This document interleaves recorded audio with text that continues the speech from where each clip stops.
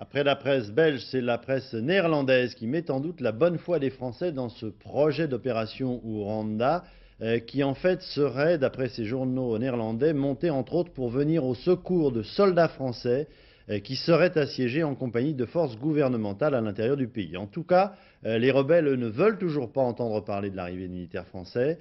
Quant aux organisations humanitaires françaises sur place, elles sont désormais dans une situation délicate. Reportage Dorothée Olyric, Alain Dubas. Pendant 2 mois, ils ont recueilli les enfants qui ont échappé au massacre, ils les ont soignés, ils ont même pu en évacuer quelques dizaines vers la France. Ces images ont été tournées il y a 15 jours à Gaïni, une petite ville à une 50aine de kilomètres de Kigali, en territoire contrôlé par les rebelles.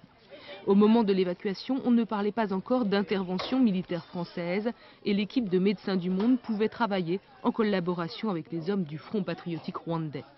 Aujourd'hui, les enfants de Gaïni sont seuls, les médecins français ont dû partir, les rumeurs d'une intervention française rendent leur position délicate, voire dangereuse. On ne reconstruit pas un pays avec des assassins. Et je crois que la France se doit, à ce point de vue-là, d'être extrêmement claire. Mais une intervention armée maintenant, qui consisterait forcément à appuyer ces assassins, qui d'ailleurs n'attendent que ça, et ils l'ont dit, et ils le disent à qui veut l'entendre, serait une véritable catastrophe. Dans l'immédiat et dans le futur, pour l'image que nous sommes en droit d'attendre de la patrie des droits de l'homme et du citoyen. Autre histoire, celle de Pharmaciens sans frontières. Dimanche dernier, des représentants de l'organisation, accompagnés par Bernard Kouchner, étaient à Kigali pour préparer l'évacuation de 250 enfants d'un orphelinat. Aujourd'hui, Pharmaciens sans frontières n'est plus au Rwanda. L'opération d'évacuation a été suspendue, une fois encore, à cause des rumeurs d'intervention française. Pour toutes les organisations humanitaires, l'intervention française au Rwanda est un véritable casse-tête.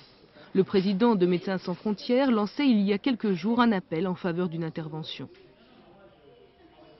On ne peut pas arrêter un génocide avec des bonnes paroles, on ne peut pas arrêter un génocide avec des médecins.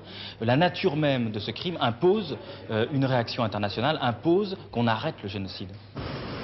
Ce matin, Médecins sans frontières précisait oui à l'intervention, mais sous l'égide des Nations Unies seulement. À Kigali, les casques bleus attendent toujours des renforts qui ne viennent décidément pas bien vite.